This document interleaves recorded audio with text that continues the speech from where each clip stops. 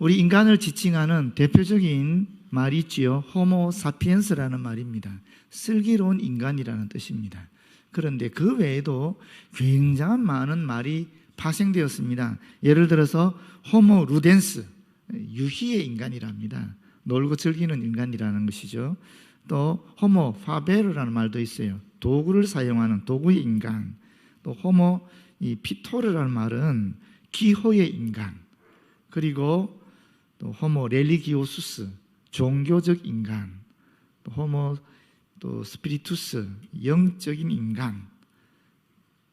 호모 레지스탕스라는 말도 있어요. 저항하는 인간. 근데 유발 하라리라는 분이 굉장히 유명한 학자인데 이분이 또 하나의 말을 만들었어요. 그게 호모 데우스라는 말입니다. 데우스는 신이란 뜻이거든요. 다시 말하면 신적 인간을 얘기하기 시작했어요. 인간이 신의 영역이었던 그런 불멸과 창조계까지 참여하게 되었다. 이런 이야기입니다. 피조물인 인간이 창조주의 세계인 불멸 또 창조의 그 영역에 접근하게 되었다는 뜻입니다. 인간이 엄청난 진보를 이루은 거죠. 그렇지 않습니까?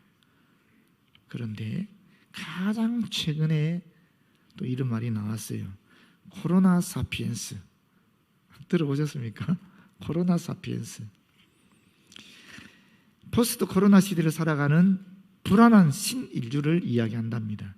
이 미래를 모른다는 불안, 또 일상이 유지되지 않는다는 그런 이 두려움을 안고 사는 인간을 향해서 코로나 사피엔스라고 한답니다. 요한계시록은 사도 요한이 소아시아에 있었던 교회들에게 보낸 편지인데, 당시 소아시아 교회는 로마 황제로부터 또 예수 믿지 않는 유대인들로부터 심한 박해를 받고 있었습니다. 그래서 사실 그들은 불안과 두려움을 안고 살아가고 있었던 것이죠.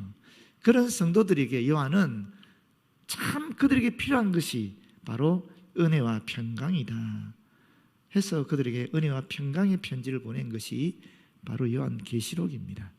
그런데 이 은혜와 평강은 코로나 사피엔스로 살아가는 오늘 저와 여러분에게도 꼭 필요한 말씀인 줄로 믿습니다. 특별히 우리는 지금 추수감사주일을 보내고 있는데 추수를 감사하는 주일 아니겠습니까? 여러분 여기 지금 누가 보내주셨는지 모르겠지만 이 배추가 와 있는데 저는 제 머리 털라고 이렇게 큰 거대한 배추는 처음 봤습니다. 농사 지은 것인지 사서 보냈는지 모르겠지만 깜짝 놀랐어요. 엄청 크더라고요. 사실 추수의 내용은 다를 수 있지요. 이렇게 농산물을 할 수도 있지만 또는 우리가 경제적으로 여러 가지 추수를 하지 않습니까? 영적인 추수도 있을 수 있고 또 정신적으로 진보를 이루었다 그러면은 내가 뭐 작년보다 금년에 훨씬 더 정신적으로 탄탄해지고 안정이 되고 진보를 이뤘다면 그건 또 정신적인 진보가 추수가 될 수 있겠지요. 또 영적으로 내가 더욱 작년보다 금년에 더 주님 앞에 가까이 갔다 하면 영적인 추수가 또 되지 않겠습니까? 또 내가 전도해서 한 영혼이라도 구원했으면 그것 또한 영적인 추수라고 볼 수 있겠지요. 이런 추수의 내용은 다양할지 모르겠지만 사실 이 추수라는 것은 하나님의 은혜와 평강으로 말미암아 우리에게 주어졌다라는 것은 사실이죠. 그래서 우리가 감사하는 것입니다. 그래서 오늘 우리가 이런 은혜와 평강을 사모하자 또는 은혜와 평강을 기억하자 하는 그런 제목으로 함께 말씀을 나누고자 합니다. 그런데 먼저 그러면 은혜가 무엇인가, 평강이 무엇인가를 알아야 되지 않겠습니까? 은혜는 원래적 의미는 아름다움, 복이 좋음이란 뜻입니다. 하나님께서 천지를 창조하셨을 때에 창조하신 그 모든 세계가 보시기에 심히 좋았더라 했을 때 사용된 단어가 바로 이 은혜라는 단어입니다. 또 이 은혜라는 것은 그렇기 때문에 신약에 와서는 어떤 식으로 사용되느냐 하면은 하나님의 백성들에게 하나님께서 거저 주시는 선물이라는 의미로 사용되었습니다. 평강은 뭐냐면 우리가 잘 알죠. 샬롬이죠. 샬롬. 이 샬롬이라는 말은 하나님과 인간 그리고 모든 피조물이 완전한 온전한 그런 안정과 조화를 이루는 것을 이야기하는 것입니다. 그런데 이런 의미들이 어떻게 사용이 당시에 되었느냐 하면은 인사말로 사용되었습니다. 헬라 사람들은 은혜로웠습니까? 또는 은혜롭습니까? 이렇게 인사를 하고, 히브리 사람, 유대인들은 평안하십니까? 이렇게 인사를 했다라는 거예요. 우리나라 사람들도 안녕하십니까? 이렇게 인사하지 않습니까? 그런 형태로 헬라 사람들끼리는 은혜로웠습니까? 또는 은혜롭습니까? 이렇게 인사하고, 유대인들끼리는 평안합니까? 이렇게 인사를 했다라는 거예요. 근데 이 은혜와 평강이 함께 사용되면은, 이 신약에 의하면은 그때는 반드시 전제되는 것이 있습니다. 그게 바로 예수 그리스도의 대속 사건입니다. 십자가 사건이 반드시 전제됩니다. 그래서 이 사도 바울 같은 경우에도 이 은혜와 평강이라는 말을 아주 익숙한 대표적인 전형적인 인사말로 쓰고 있습니다. 하나님 우리 아버지와 주 예수 그리스도로조차 은혜와 평강이 있기를 원하노라. 여러 서신에서 이런 인사말을 사용하고 있는데, 그 의미 속에는 그리스도의 대속 사건이 내포되어 있다 하는 것을 여러분 기억하시기를 바랍니다. 자, 이제 그러면 은혜와 평강은 누구로부터 오는가? 오늘 본문 말씀은 삼위일체 하나님으로부터 온다라고 정확하게 이야기하고 있습니다. 4절이죠. 요한은 아시아에 있는 7교회에 편지했습니다. 이 7교회라는 것이 아시아에, 소아시아에 7교회만 있었느냐? 그건 아닙니다. 에베소, 스무나, 버가모, 두아데라, 사데, 빌라델비아, 라우디게아 교회 이외에도 또 이 골로새 교회도 있었고요, 드로아 교회도 있었습니다. 그럼에도 불구하고 7교회를 했던 이유는 이 7이 갖고 있는 상징적 의미 때문에 그렇습니다. 이 7이라는 것은 창조라든지 안식이라든지 안식년이라든지 이런 의미로 굉장히 완전한 그런 숫자를 상징하지 않습니까? 소아시아에 있는 하나님의 완전한 교회들에게 하는 뜻입니다. 모든 교회들에게 하는 뜻이 되겠지요. 그러니까 이 말은 곧 그 이후에 오고 오는 모든 세대에 세워지는 하나님의 모든 교회에게 드리는 편지입니다 하는 말과도 같다라고 볼 수 있습니다. 바로 오늘 불안과 공포 속에 살아가고 있는 코로나 사피엔스인 저와 여러분들에게 보내는, 사도 요한이 보내는 편지이다라고 볼 수 있겠지요. 근데 뭐라고 얘기합니까? 이제도 계시고 전에도 계시고 장차 오실 이 성부 하나님이죠. 나는 스스로 있는 자다라고 하는 그 출애굽기 3장 14절에 성부 하나님의 자기 선언을 요한이 해설한 것입니다. 그 뒤는 뭐라 그럽니까? 그의 보좌 앞에 있는 성부 하나님과 동등하다라는 의미거든요. 7영, 이 성령 하나님을 얘기하는 것입니다. 7도 똑같은 의미죠. 완전한 하나님의 영, 그리스도의 영이라는 뜻이니까 이 성령 하나님을 말씀하고 있는 것입니다. 그리고 뭐라 그럽니까? 5절에 보게 되면 또 충성된 증인으로 죽은 자들 가운데서 먼저 나시고 땅의 임금들의 머리가 되신 예수 그리스도, 성자 하나님 아니겠습니까? 예수 그리스도로 말미암아 뭐가 온다라는 것입니까? 은혜와 평강이 너에게 있기를 원한다. 다시 말하면 삼위일체 하나님으로부터 은혜와 평강이 주어진다라는 것입니다. 그 무엇도 아니고 그 누구도 아닌 삼위일체 하나님으로부터만 이 은혜와 평강이 우리에게 주어진다라는 이야기를 하고 있는 것입니다. 8절도 마찬가지이긴 한데요. 8절 주 하나님 이르시되 나는 알파와 오메가라. 이제도 있고 전에도 있었고 장차 올 자요 전능한 자라 하시더라. 사실 이건 정확하게 번역하면 이렇게 번역할 수 있습니다. 지금도 계시고 전에도 계셨고 앞으로 오실 전능하신 주 하나님께서 나는 알파와 오메가다 라고 말씀하십니다. 이런 뜻입니다. 하나님은 시간과 공간과 인간을 초월하신 피조물의 모든 능력을 넘어서는 전능하신 존재, 전능하신 창조주이시다 라는 말씀을 하고 있는 것입니다. 그분이 바로 삼위일체 하나님이고 그분을 통하여 아닙니다. 그분으로 말미암아 그분께서만이 우리에게 은혜와 평강을 주신다라는 것입니다. 다니엘 기도회가 지속되고 있는데 내일까지 되지요. 그 많은 간증자들이 와서 하는 간증에 일맥상통하는 내용이 있습니다. 얘기하지 않았던, 기대하지 않았던 어려움이 나에게 왔다. 그게 장애일 수도 있고 질병일 수도 있고 뭐 실패일 수도 있는데, 그런데 그런 상황 속에 함몰되지 않고 자신의 시선을 하나님께 집중하게 되었을 때에 하나님께서 그에게 은혜와 평강을 주셨다라는 것입니다. 딱 그렇게 결론 지을 수 있습니다. 요약할 수 있습니다. 한수진이라는 바이올리스트가 있는데, 이분이 태어날 때부터 유전적으로 한쪽 귀가 들리지 않았어요. 그런데 그 부모가 어릴 때부터 신앙으로 잘 양육했습니다. 그리고 바이올린을 배워서 훌륭한 연주자가 되게 됐는데, 한번 생각해 보십시오.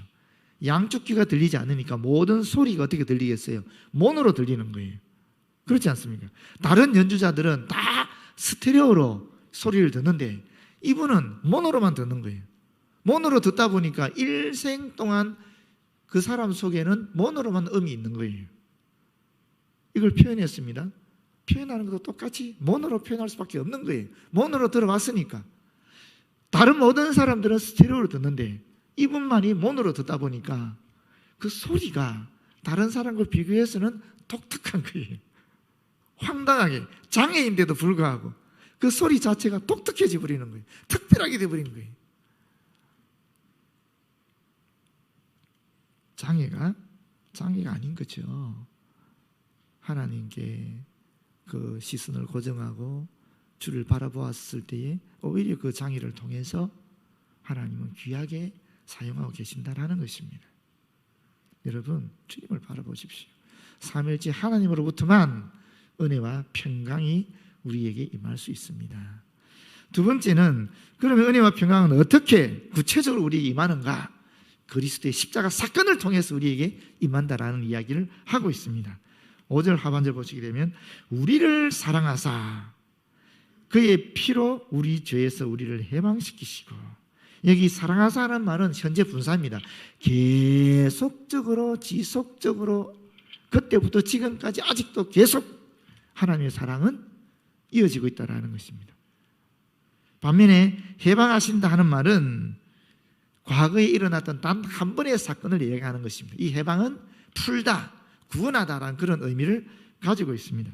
예수께서 십자가에서 못 박혀 돌아가심으로 말미암아 그 대속적인 단 한 번의 사건을 통해서 하나님의 사랑이, 지속적인 하나님의 사랑이 우리에게 구체적으로 알려졌다라는 것이죠. 그런데 이 하나님의 사랑이 십자가를 통해서 구체적으로 표현됐는데, 우리가 그 십자가의 보혈의 사랑을 기억할 때마다 하나님의 지속적인 사랑을 우리는 계속 느낄 수 있다는 겁니다. 내가 어떤 상황이 있든지 간에. 한정은이라는 선생님이 이런 얘기를 하셨어요. 이분이 교사 연수를 가다가 불의의 사고로 한쪽 다리를 절단하게 되었습니다. 얼마나 고통스러워, 체육 선생님이었는데 얼마나 고통스럽겠습니까? 그런데 그가 시선을 하나님께 고정하게 될 때에 그런 놀라운 하나님의 사랑을 깨닫게 되었습니다. 그게 무엇이냐면, 나보다 더 나를 슬퍼하시는 하나님의 사랑입니다. 나보다 더 눈물 짓는, 울으시는 하나님의 사랑을 그가 느꼈다라는 것입니다. 그 하나님의 사랑이 그로 하여금 장애를 딛고 일어나서 세상에 휠체어 테니스를 치고요, 좌식 배구 국가대표 선수가 되고요, 또 의족 골프로서 전 세계 장애인 골프 대회에 나가서 1등하고, 일반이라는 KLPGA에도 참가하게 되었다라고 얘기하더라고요. 하나님의 사랑을 여러분 깊이 십자가 사건을 통해서 깨닫게 되면 이런 놀라운 일들이 우리에게 일어날 수 있는 것입니다. 하나님의 은혜와 평강이 구체적으로 우리의 삶에 실현된다라는 것입니다. 그리고 그 십자가 사건을 통한 그 결과, 은혜와 평강 우리에게 임한 그 결과가 또 구체적으로 어떻게 여기서는 이야기하고 있느냐? 6절이죠. 그의 아버지 하나님 위하여 우리를 나라와 제사장으로 삼으셨다라는 것입니다. 이 무슨 얘기입니까? 그리스도의 십자가 대속 사건은 집합적으로는 이 세상에서 왕 노릇하던 사탄의 세력을 몰아치키고 굴복시키고 믿는 자들로 구성된 하나님의 나라를 만들었다는 것입니다. 예수님이 말씀하셨잖아요. 하나님의 나라는 이곳에 있다 저곳에 있다 아니다라는 겁니다. 너희 가운데 있다. 바로 저와 여러분에게 있다라고 얘기하셨거든요. 예수 그리스도를 믿음으로 말미암아 그리스도의 십자가의 대속 사건을 받아들임으로 말미암아 우리 각자는 하나님의 나라가 되었다라는 겁니다.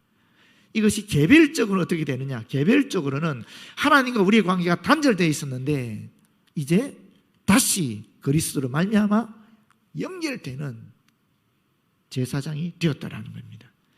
구약 시대는 제사장만이 하나님 나아갈 수 있지 않았습니까? 이제 우리는 그리스도 사건을 통해서 누구든지 하나님께 나아갈 수 있는 것입니다. 언제든지 어디서든지 누구든지 다 하나님과 직접적으로 소통할 수 있는 그런 은총과 영광을 얻게 되었다는 것입니다.